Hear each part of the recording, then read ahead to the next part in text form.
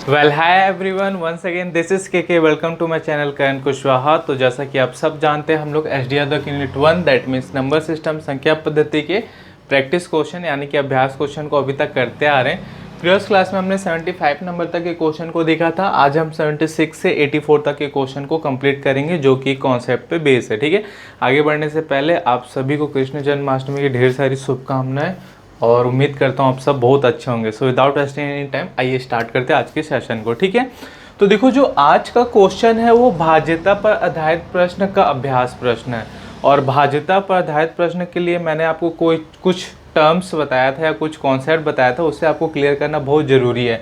यहाँ पे मैं नहीं बताऊँगा क्योंकि हमारा टाइम कंज्यूमिंग होगा। मैं आपको पहले बोला था, यहाँ पे हम सीधा क्वेश्चन को स्टार्ट करेंगे। भाज्यता पर आधारित प्रश्न होता क्या है, मैं उसको थोड़ा सा बस हिंट दे देता हूँ। मैंने बताया था कि कोई संख्या 2 से कब भाग जाएगी, 3 से कब भाग जाएगी, ऐसी 2 से लेकर 11 तक की संख्या कब किस कंडीशन में भाग जाती है, ये होती है भाज्यता पर आधारित प्रश्न।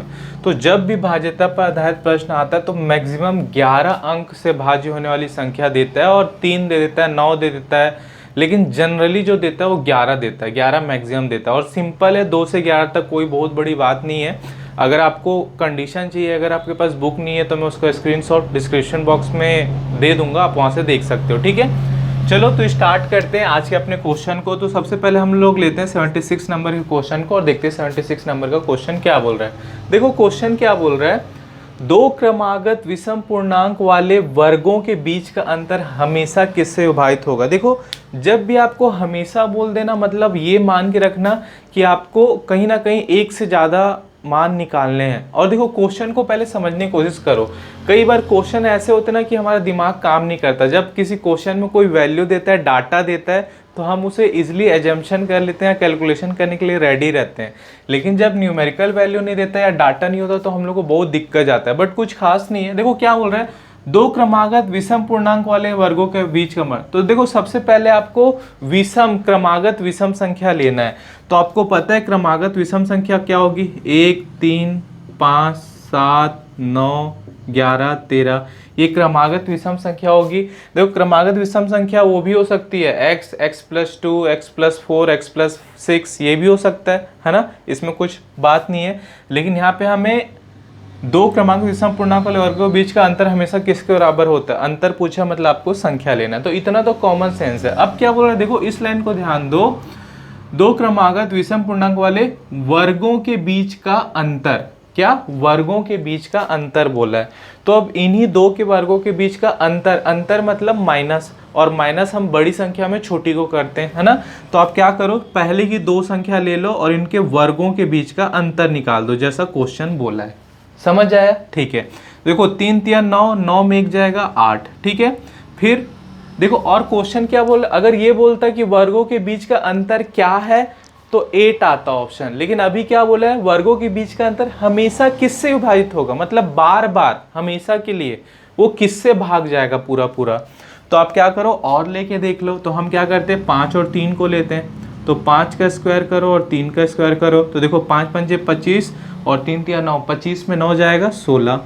फिर क्या करो, 5 और 7 को ले लो। तो 7 का स्क्वायर माइनस 5 का स्क्वायर, तो 7 का स्क्वायर 49, 5 का स्क्वायर 25, 49 में 25 घटाओगे तो 24, ठीक है। ऐसे ही आप 9 का square minus 7 square, 11 square minus 9 square, सब ऐसे कर लो। तो देखो कुल मिला के ये हमेशा किससे विभाजित हो रहा है, 8 एकम 8, 8 दूनी 16, 8 3 24, नेक्स्ट 32 आएगा। नहीं तो आप करके देख लो। अब हम 7 और 9 को लेके देखते हैं।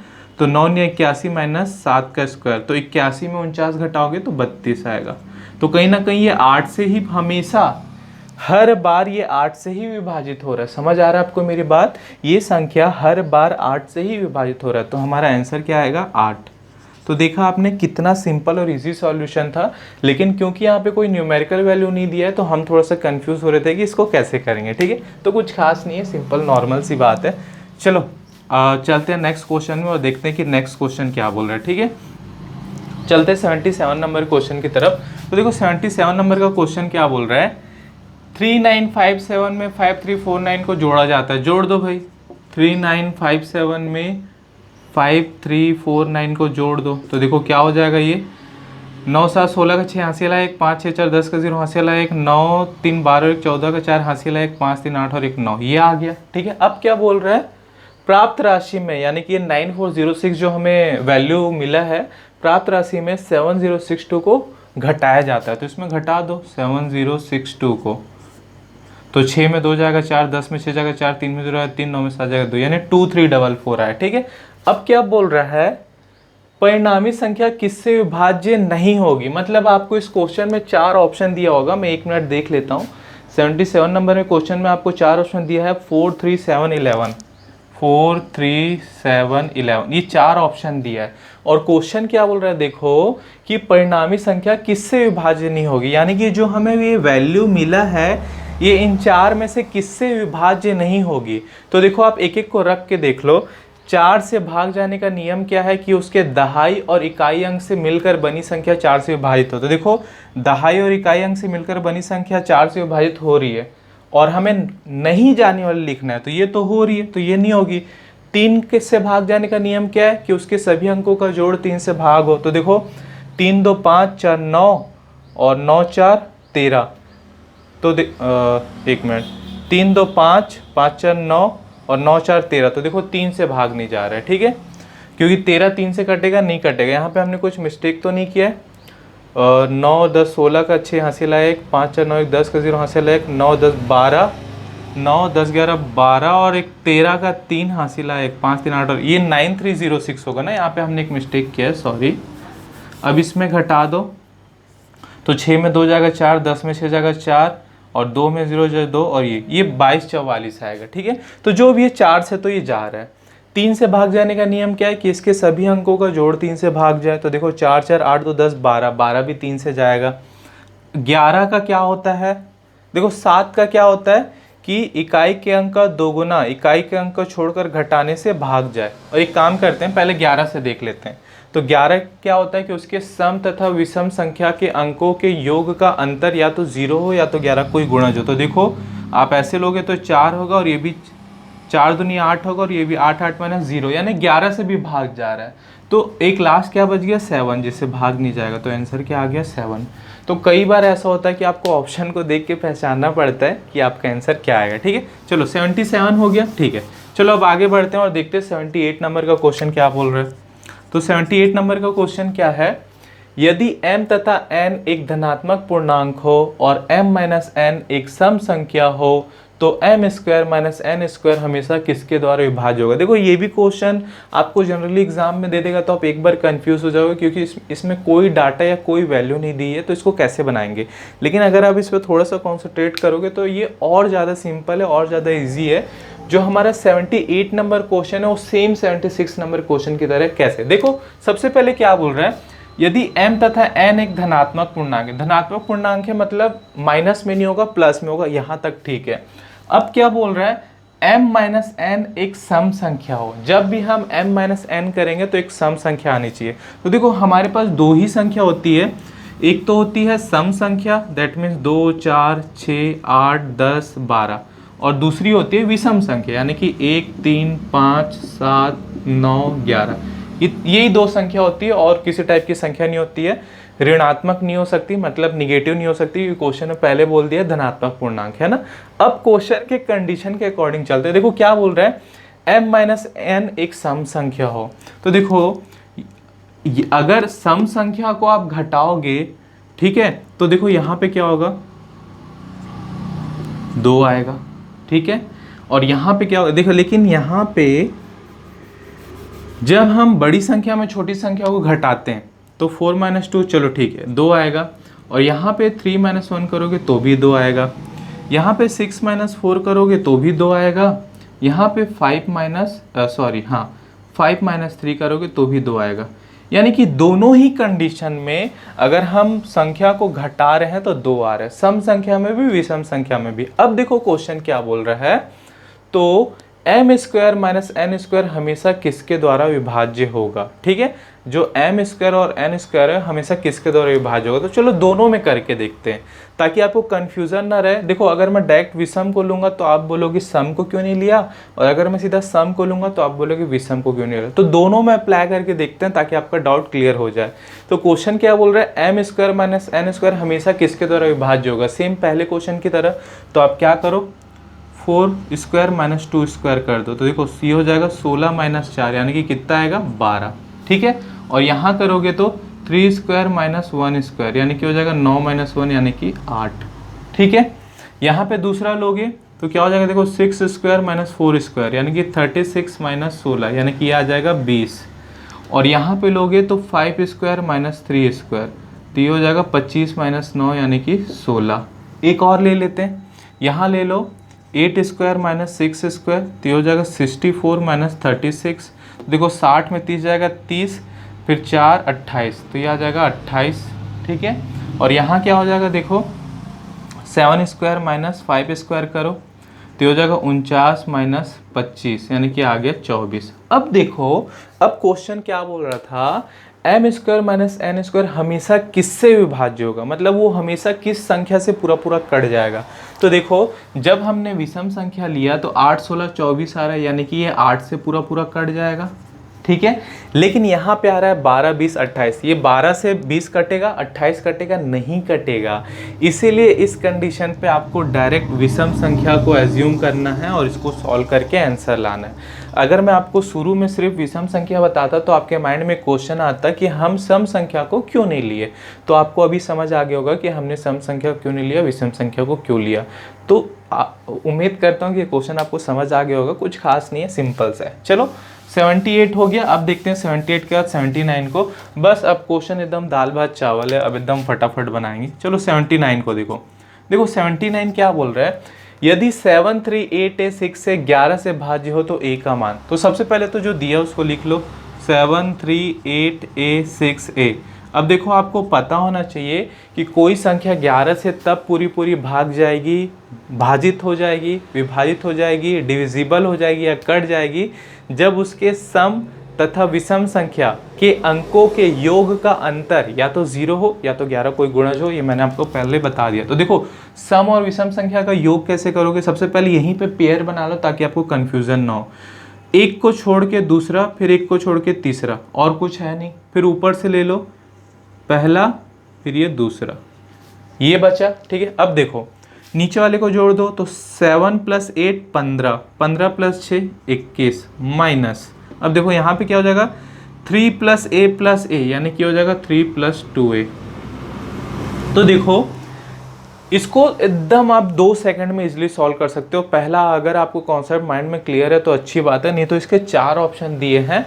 आप 4 ऑप्शन में से एक एक ऑप्शन को एक ही जगह पे रखो, जिस ऑप्शन में या तो ये 0 या तो 11 कोई गुणज आ जाए वही ऑप्शन होगा। देखो सिंपल सी बात है, यहाँ पे 21 है, या तो मैं इसको घटा के 11 बनाऊं तो आंसर आ जाए, या तो 0 बना दो तो आंसर आ जाए। तो देखो 21 को 11 बनाने के लिए मुझे क्या चाहिए, क्या घटाऊंगा कि 11 बन जाएगा, कहीं ना कहीं मैं इसमें घटाऊंगा 10 तो 11 बन जाएगा। तो देखो 3 है, यहाँ 2 का गुणा करोगे तो 4 और 3 7, 3 का गुणा करोगे तो 6 3 9, 4 का गुणा करोगे तो 4 दूनी 8 3 11, मतलब 10 नहीं घटा सकता, इतना मान लो।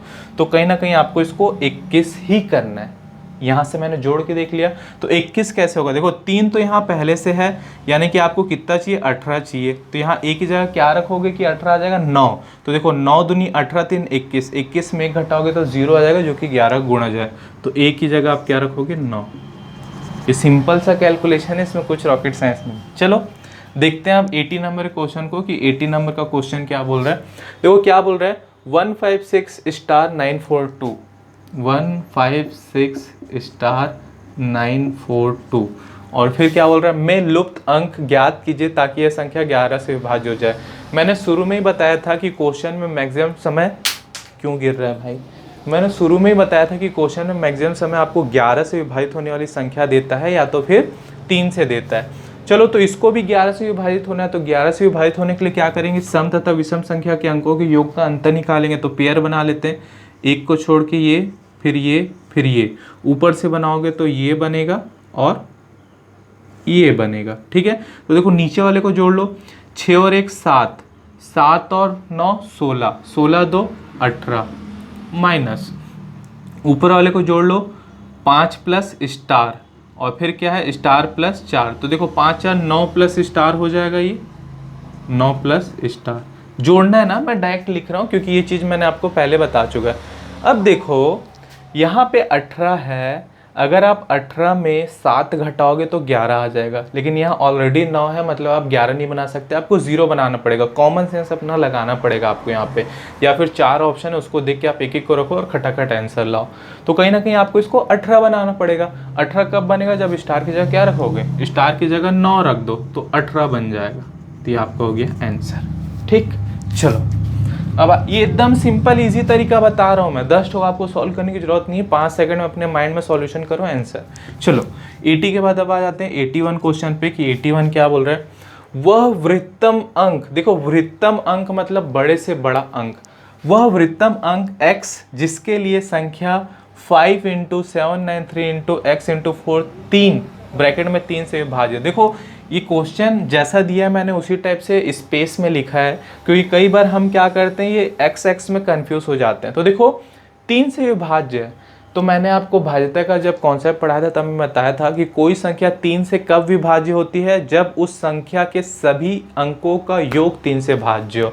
तो एक काम करो, इस संख्या के सभी अंक को आपस में जोड़ दो। देखो क्या क्या है, 5 + x + 7 + 9 + 3 + फिर x है +4, ये है, आपस में जोड़ो। तो देखो सबसे पहले 1x और 2x, तो ये क्या हो गया 2x प्लस 5 7 12, 12 9 21 3 24 4 28, ये आया। ठीक है, अब देखो अब क्या बोल रहा है कि ये 3 से विभाज्य होगी, तो 3 से विभाज्य होने के लिए हमने एक कंडीशन ला लिया। अब मैं x के जगह मान क्या रखूँगा, तो देखो अगर मैं x के जगह 1 रखता हूँ तो 2 एकम 2 और 28 30, 3 से भाग चले जाएगा। लेकिन क्वेश्चन क्या बोल रहा है कि वह वृत्तम अंक x जिसके लिए संख्या मतलब बड़े से बड़ा, मतलब 3 के लिए मुझे बड़े से बड़ा मान रखना है। तो बड़े से बड़ा मान तो मैं बहुत जितना बड़ा रखना चाहता हूँ उतना बड़ा रख सकता हूँ। तो यहाँ पे आपको क्या करना पड़ेगा, दिए हुए क्वेश्चन के ऑप्शन का हेल्प लेना पड़ेगा। तो ये था, देखो हमारा कौन सा क्वेश्चन है, 81 क्वेश्चन है, तो इसमें 4 ऑप्शन दिया होगा, मैं ले लेता हूँ आपके लिए। दिया है 9 7 4 3, यहाँ पे दिया है 9 7 4 3, ठीक है, ये ऑप्शन दिया हुआ है। तो हम छोटे से रख के देखते हैं ताकि हमको एजप्शन मिल जाए। देखो अगर आप x की जगह 3 रखोगे तो 3 दूनी 6, 28 और 6 34, 3 से नहीं भाग जाएगा, तो ये तो कट हो गया। 4 रख के देखो तो 4 दूनी 8, 28 और 8 कितना हो जाएगा 36, 36 3 से भाग जाएगा, ये जा सकता है। लेकिन हमें बड़ा सा बड़ा रखने, x का जगह बड़ा से बड़ा मान रखना है, तो हम और देखते हैं। 7 को रख के देखोगे तो 7 दूनी 14, 28 10 38 और 42, ये भी 3 से जाएगा।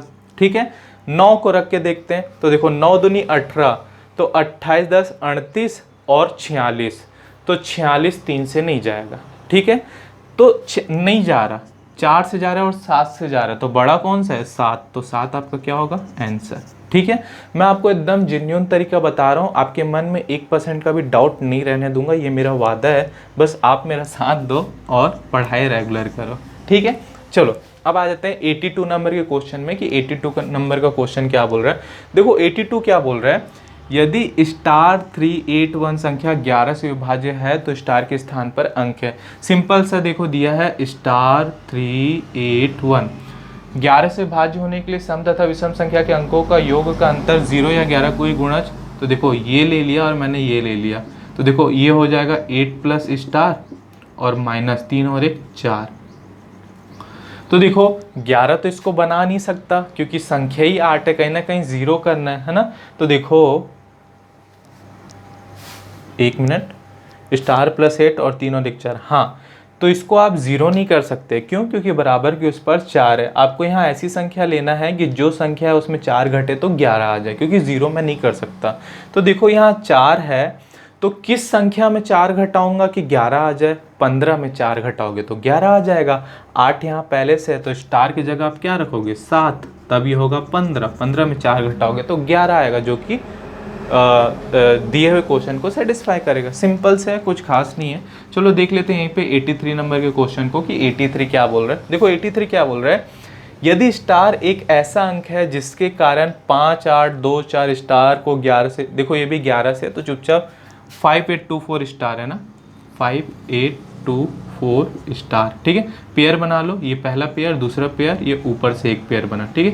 अंतर, योग का अंतर निकालना है, तो देखो 5, 2, 10, ये तो ये हो जाएगा 10 प्लस स्टार माइनस, और ये 8, 4, 12। अच्छा एक चीज़ आपको बता दूं, मैं नीचे से पेयर बना रहा हूँ, ऊपर से नीचे से, मतलब आगे पीछे कर सकते हो, कोई ऐसा बड़ी बात नहीं है कि मैं ऊपर से बनाऊंगा नीचे से बनाऊंगा गलत हो जाएगा, नहीं एकदम सही बनेगा, आप करके देख लेना, कोई दिक्कत नहीं है।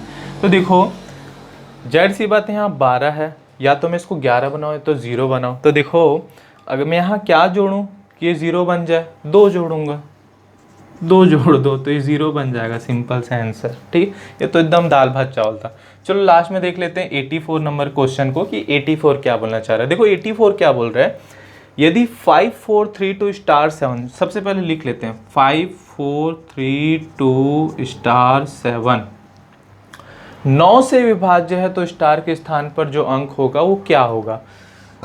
तो देखो कोई संख्या 9 से कब विभाजित होगी, सेम 3 वाला रूल आता है। जैसे कोई संख्या 3 से तब विभाजित होती है जब उसके सभी संख्या के अंकों का योग 3 से भाज्य हो, वैसे 9 है, 9 से कोई संख्या तब भाग जाएगी जब उसके सभी अंकों का योग 9 से भाग जाए। तो इन सभी संख्या के अंकों का योग निकाल दो, तो देखो क्या हो जाएगा, 5 + 4 + 3 + 2 + स्टार + 7, ठीक है।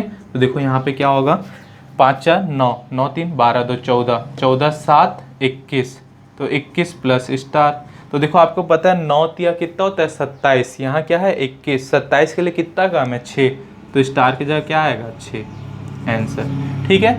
तो बहुत इजी क्वेश्चन है, बहुत अच्छा क्वेश्चन है, 5 सेकंड में क्वेश्चन सॉल्व होता है। लेकिन अगर अभी आपको थोड़ा सा डाउट है तो मैं जब प्रैक्टिस क्वेश्चन, मतलब जो कंडीशन है, जो 14 टाइप के कंडीशन है उसमें एक कंडीशन भाज्यता पर आधारित प्रश्न था, मैंने जब उस कंडीशन को बताया तब इसको बहुत अच्छे तरीके से क्लियर किया है, उसको आप देखें। और इसके भाज्यता वाला जो कॉन्सेप्ट है 2 से लेकर 11 तक, वो मैं आपको अपने डिस्क्रिप्शन बॉक्स में दे दूंगा। तो आज की क्लास में मुझे इतना ही बताना था। अगर आपको आज की क्लास में कुछ भी सीखने मिला, जानने मिला या आपका डाउट क्लियर हुआ तो इस चैनल करण कुशवाहा को जरूर सब्सक्राइब करें, अपने दोस्तों के साथ जरूर शेयर करें। और अगर आपके मन में कुछ डाउट हो, कुछ सजेशंस हो, तो बिल्कुल मुझे नीचे कमेंट बॉक्स में कमेंट करके ज़रूर बताएं। खुश रहें, लाइफ के मज़े लिए, बिंदास रहें, लाइफ में हमेशा मुस्कुराते रहें, हंसते रहें और मैथ्स को पढ़ते रहें। मिलते हैं अपने नेक्स्ट क्लास में एक नए कॉन्सेप्ट के साथ। तब तक के लिए thank you very much guys for watching this video. Love you all, take care, sign off, K over and out.